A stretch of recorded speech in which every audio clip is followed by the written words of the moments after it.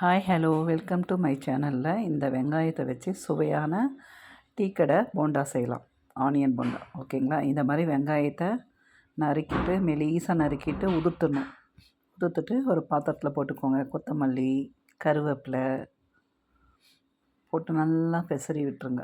அப்புறமா கடலை மாவு 1 கப்பு, 1/2 கப்பு பச்சரிசி மாவு, வெறும் மிளகாத்தூள், இஞ்சி பூண்டு பேஸ்ட்டு, ஓமம் கொஞ்சோண்டு போட்டிருக்கேன்,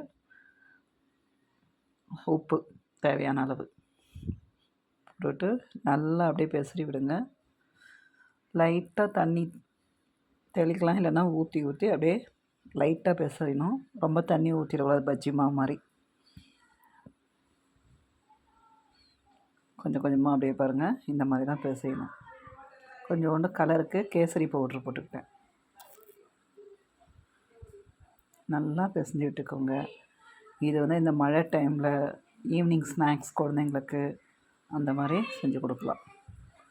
பாருங்கள், இந்த மாதிரி உருட்டிட்டு கடாயில் எண்ணெய் காய வச்சு அதில் அப்படியே போட்டு எடுத்துக்கலாம்.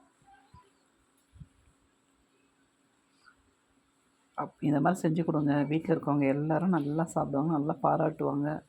ரொம்ப டேஸ்ட்டாகவும் இருக்கும். நிறைய ஆனியன் போடுறோமா, ரொம்ப டேஸ்ட்டாக இருக்கும் இந்த போண்டா. இந்த மாதிரி செஞ்சு கொடுத்து பாருங்கள். வீட்டில் இருக்கவங்க கெஸ்ட்டு யார் வந்தாலும் இந்த மாதிரி செஞ்சிடலாம், ஈஸியாக செஞ்சிடலாம். பாருங்கள், சாஸோடு தொட்டு சாப்பிட்லாம். எவ்வளோ நல்லாயிருக்கு பாருங்கள், பார்க்கவே எவ்வளோ சூப்பராக இருக்குது பாருங்கள். நல்லா சுட சுட மொறுன்னு இருக்குது. வாசனை சூப்பராக தூக்குது, வெங்காய வாசனை. அப்படியே கொஞ்சம் தொட்டு அப்படியே சாஸ்லேயும் அப்படியே தொட்டு சாப்பிட்லாம். சூப்பராக இருக்குங்க. நீங்களே இதே மாதிரி செஞ்சு சாப்பிடுங்க. ஈவினிங் டீ காஃபியோடவும் இந்த மாதிரி ஸ்நாக்ஸ் செஞ்சு சாப்பிட்லாம். தேங்க்யூ ஃபார் வாட்சிங். Please subscribe and like. Bye.